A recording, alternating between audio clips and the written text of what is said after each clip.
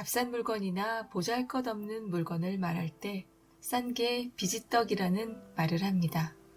그러나 이 속담의 어원을 보면 싼 게 비지떡이란 말에 전혀 다른 의미가 담겨 있습니다.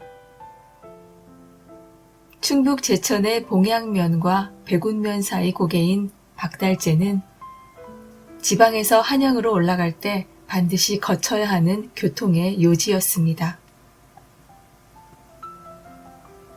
박달재 근처 산골 마을에는 주로 과거를 보러 가는 선비들이 들렀던 작은 주막이 있었다고 합니다. 그 주막의 주모는 하룻밤을 묵고 떠나는 선비들에게 늘 정성껏 보자기에 싼 무언가를 주었다고 합니다.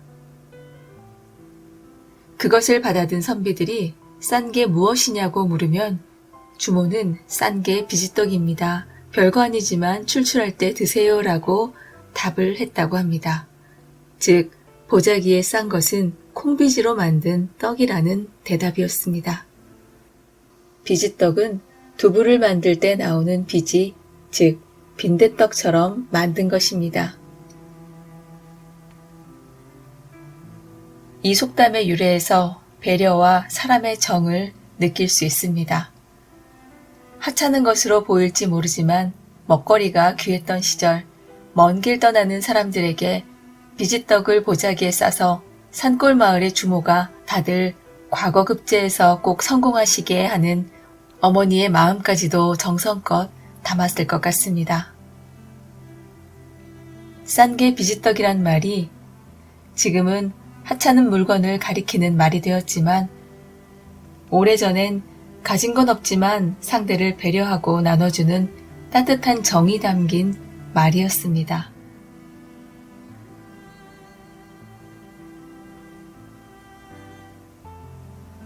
개판 5분 전이란 말은 어떻게 만들어졌을까요? 흔히 개판 5분 전은 질서 없이 마구 뒤엉켜 엉망이라는 뜻으로 사용되고 있습니다. 개판 5분 전의 글자 그대로의 해석은 밥솥 뚜껑이 열리기 5분 전이라는 뜻입니다. 지금은 좋지 않은 상황을 표현할 때 쓰이는 비속어지만 원래의 뜻은 우리나라의 가슴 아픈 애환을 담고 있습니다. 이 말의 유래는 부산에서부터 시작이 되었습니다. 6.25 전쟁 당시 많은 사람들이 낙동강 아래로 피난하여 부산으로 몰려들었다고 합니다.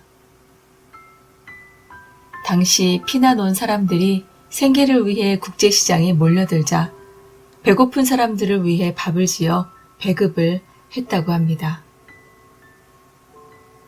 시계를 가진 사람도 드문 그 당시에 하염없이 밥을 기다리던 사람들 앞에 밥을 준비하여 밥솥 뚜껑을 열기 5분 전에 개판 5분 전이라고 알려 배급이 시작이 되면 생존을 위해 줄을 선 사람들이 아수라장이 되었을 겁니다. 개판 5분 전은 정말 가슴 아픈 우리의 역사입니다. 두문불출이라는 말 많이 들어보셨죠? 두문불출은 어떻게 만들어졌을까요? 밖으로 나가지 않고 집에만 있는 경우를 이르는 말이기도 합니다. 이 말의 유래는 고려가 망하고 조선이 건국되는 과정에서 그 일화를 찾아볼 수 있습니다. 1392년 태조 이성계는 고려의 공양왕에게서 왕위를 물려받고 도읍을 한양으로 옮기게 됩니다. 고려의 신하였던 권문세가들과 고려 왕족 중 일부는 조선을 거부하고 개성에 남아있었다고 합니다. 새 조정인 조선을 반대하여 벼슬살이를 거부한 고려의 유신들이 은거하였던 마을을 두문동이라고 하였는데 황해도 개풍군 광덕면 광덕산의 서쪽 골짜기에 있다고 합니다. 이성계가 정권을 잡은 후 고려의 백성들을 달래기 위해 과거 시험을 열고 고려 유신들을 등용하려 하였으나 고려의 유신 72인은 고려의 충성을 다짐하며 부조현이라는 고개에서 조복을 벗어던지고 대신 초립을 눌러쓰고 이곳에 들어와 새 왕조에 출사하지 않았다고 합니다. 이성계는 두문동에 들어가 사람들을 설득하려 했으나 전혀 반응이 없자 마을 전체에 불을 질렀다고 합니다. 만약 그들이 불을 피해 뛰어나오면 조선의 관리로 벼슬을 주고 함께 새로운 세상을 도모하려고 하였는데요. 그러나 두문동 선비들은 단 한 명도 뛰쳐나오지 않고 불에 타 죽었다고 전해지며 여기서 두문불출이라는 고사성어가 생겨났다고 합니다. 현재 마을에는 72명 고려 유신들의 절개를 찬양한 두문동비가 세워져 있다고 합니다. 두문동 72현과 정몽주의 선주교 살해 사건에 대한 이야기는 조선 후기 영조 때 만들어졌고 이후 정조 때 그 자리에 표절사를 세워 그들의 충절을 기리게 되었다고 합니다.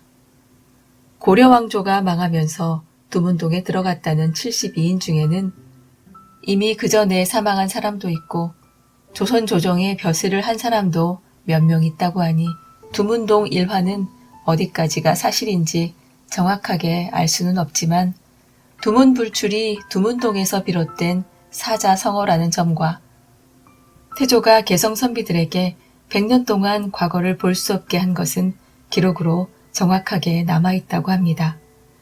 개성에 살아남은 후손들이 할 수 없이 평민으로 살거나 그 유명한 개성상인으로 살았다는 추측도 가능하다고 합니다. 고종이 즉위하고 13년이 되는 1876년 병자년 그해 조선은 전 세계적으로 대가뭄이었다고 합니다. 조선왕조실록을 보면 1876년 4월에서 6월 말까지 수많은 기우제 기사가 나올 정도로 정말 많은 비가 내리길 절실하게 기도를 했다고 합니다. 이때 나온 속담이 병자년 방죽을 부리는군이라는 말인데요. 이 말은 건방지다를 달리 이르는 말이라고 합니다. 병자년의 큰 가뭄으로 대부분의 방죽이 말라붙어 이를 건방죽, 즉 마른 방죽이라 했는데 그 발음이 건방지다와 비슷해서 생긴 말이라고 합니다.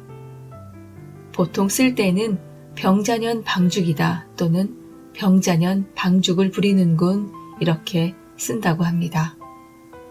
방죽은 원래 물을 가득 담고 있어야 하는데 마른 방죽이 되어버린 건방죽은 자기 역할을 전혀 못하는 것이므로 사람이 제 역할을 못하면서 나대는 사람을 건방죽이다 라고 비꼬아 부르다가 발음이 변해 건방지다가 됐다고 할 수 있습니다.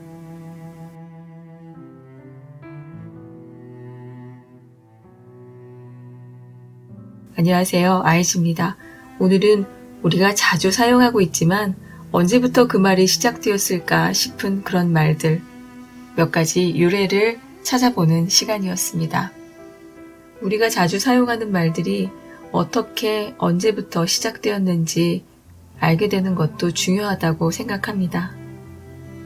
알고 사용하면 그 말이 훨씬 더 마음에 와닿지 않을까 싶습니다.